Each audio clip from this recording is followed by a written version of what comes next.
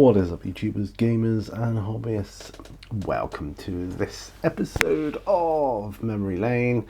5 more games I loved on the ZX81, and I want to start the proceedings with the very first game I ever had on the ZX81, and one of my all-time favourites. It is, of course, Flight Simulation.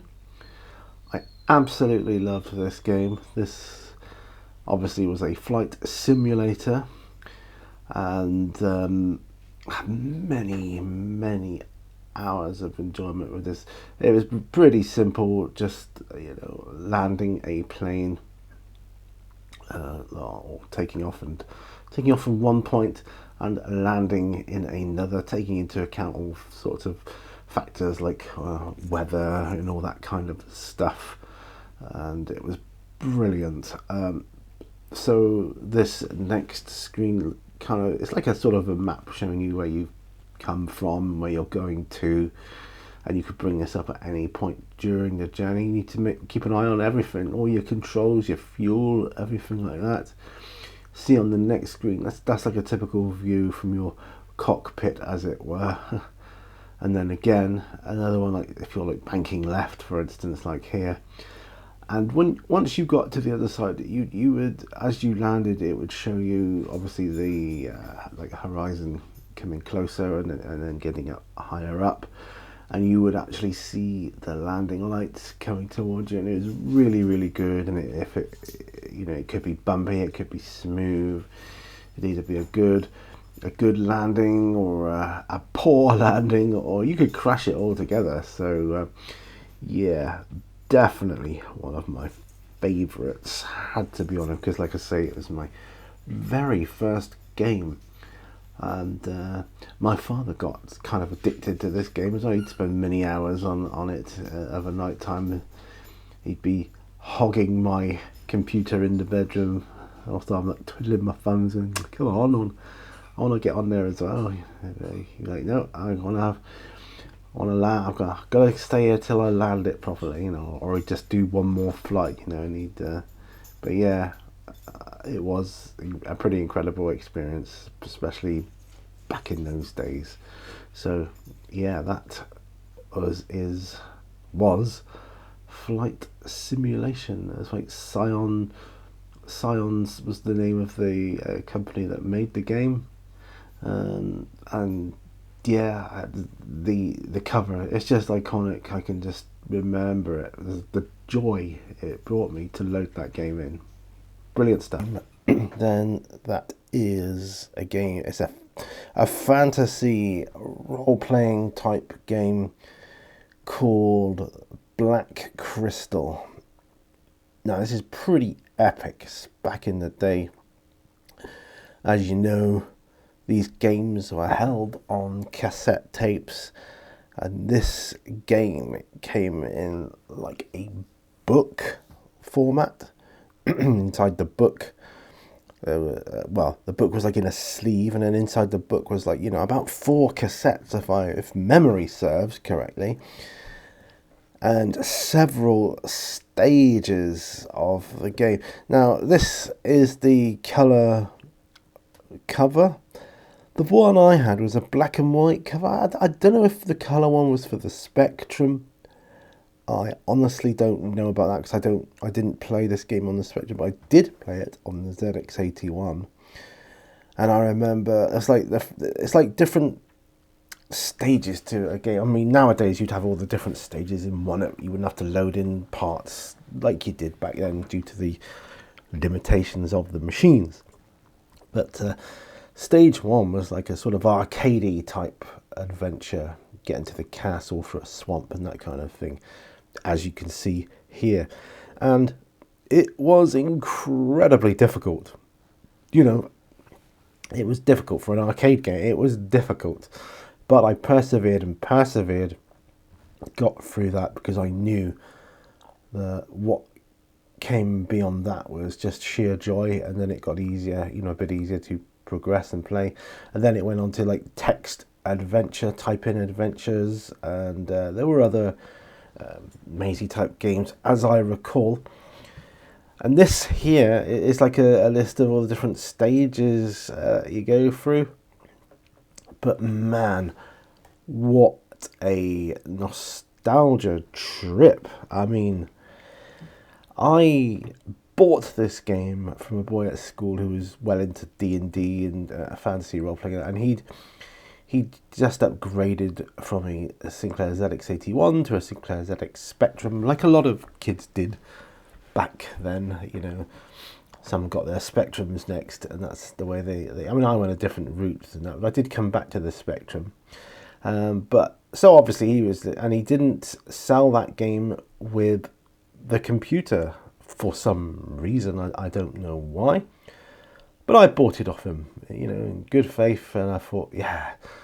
And I was proud, super proud to have that one in my collection, because it was just an awesome game. I spent many, some people say they wasted many hours on a game. I say I invested many hours into this game, and I got through it. I completed the whole game, as I recall, and it was one of those games, because not every game is completable for me, but it was one of those games where you complete it and it was like such a wow moment. Wow, I've done the game, I've completed the game, and it was so satisfying. I mean, for the machine, the graphics are pretty good, you know, on the arcade sections. The text on a ZX81, text was all uppercase, so you didn't really have a choice of upper and lowercase text font format. So, but that doesn't matter. It didn't matter, not one iota. You know, the limitations of the machine didn't really hold this game back that much. So I'm going to end on the black and white image of the cover that I had, and it's just so iconic for me, that image. And I used to get confused between this and the Dark Crystal, the movie, but it's nothing to do with that. But yeah, wow, what a game. And this was classic of adventure games. Like the text parts, the type in text adventure sections were just so classic of the type in text adventures of the day back in the 80s. Absolutely amazing. And takes me straight back there. What a game, what a game. Okay, on with the next game, and this is from a company called Software Farm, and the game is 49er. Now for me, this was their most famous game. I'll explain why in just a sec. Now 49er, the logo for them was a cockerel. It's the Cosmic Cockerel he was known as, and again, go into that in a minute.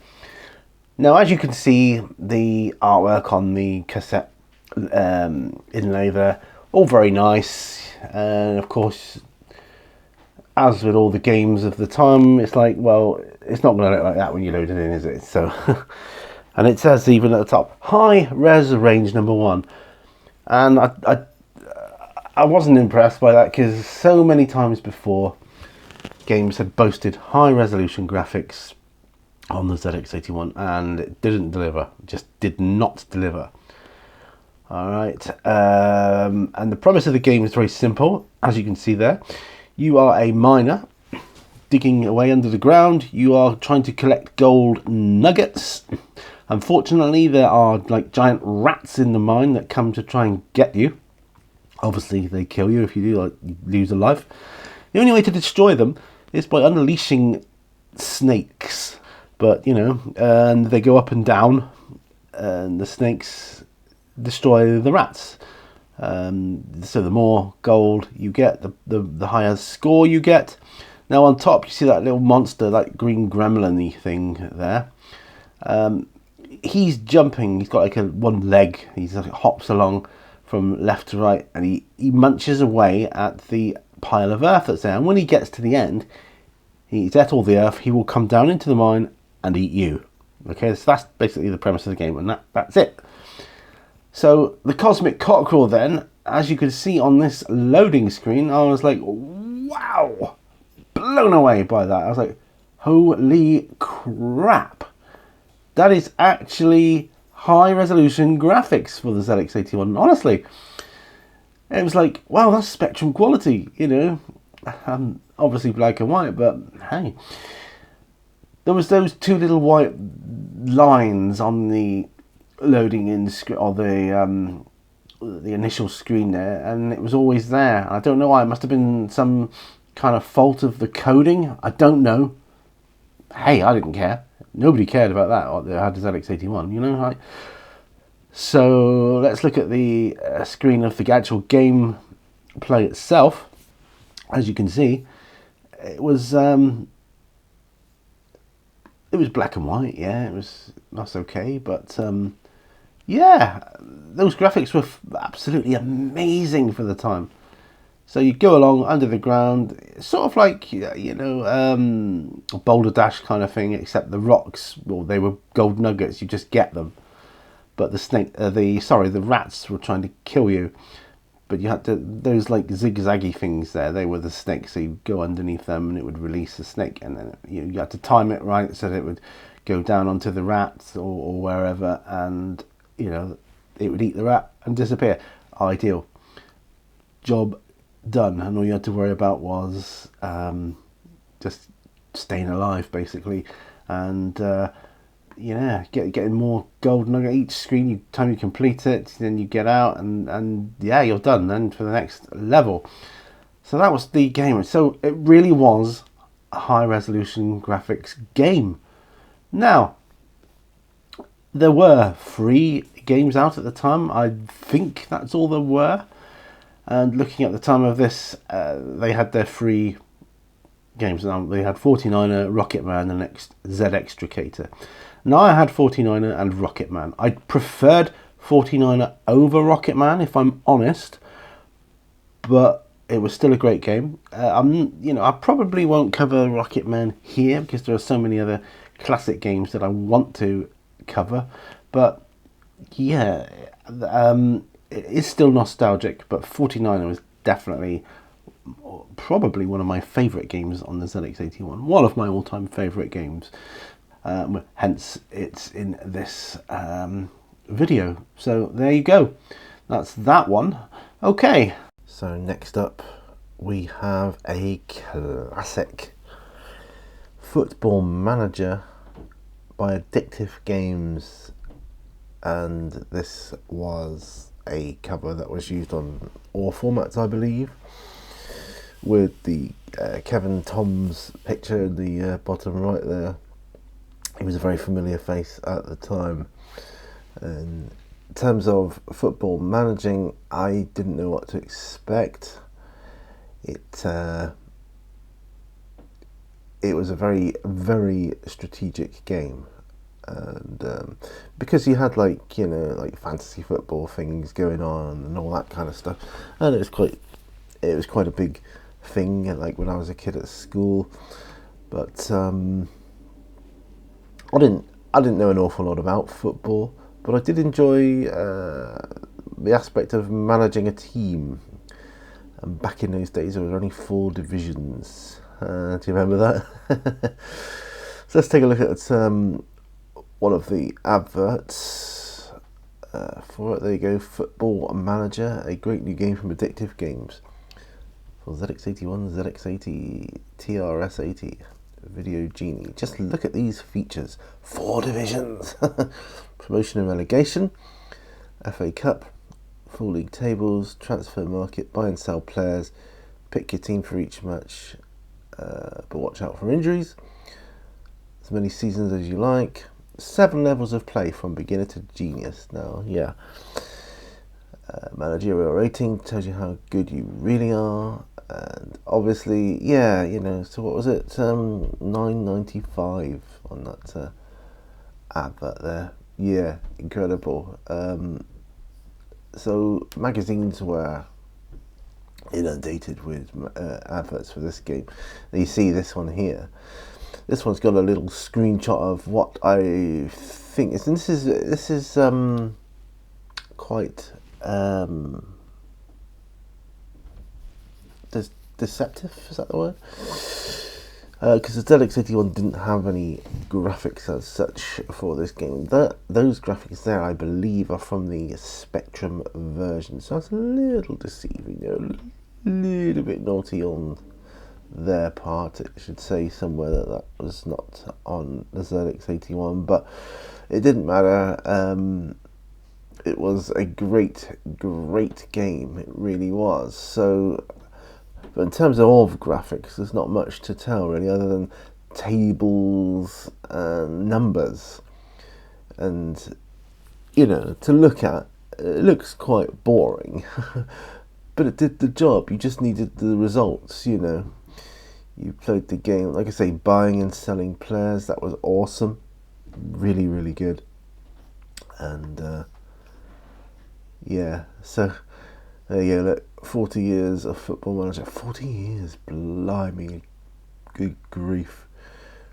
But yeah, so you had all the teams, all the people, and it was just great, Obviously, later on, when games and computers got more complex, you had the ability to watch the games, play as a player manager, all that kind of stuff. But for here and now, that was all I needed. A great game for the ZX81, and one that I spent many enjoyable hours on. Alright, so we are now on to a game I didn't actually own, but I played a lot of on the ZX81. Sadly, I cannot remember the cassette case cover because it wasn't mine, I suppose. But here's one I found for Crazy Kong. However, it's spelt differently in the game, so I don't know if this was an error on the game itself, but as you can see there, that is Crazy Kong spelt with a K. ZX81 16K. So let's have a look at the first screenshot. Now this is what I do remember. Very simplified. You were that little letter A, and you'd move up and down the H's, which were the ladders. As you can see, it wasn't even sophisticated enough to slant the platforms, just because of the way the ZX81 graphics base graphics unit was. You just couldn't do that.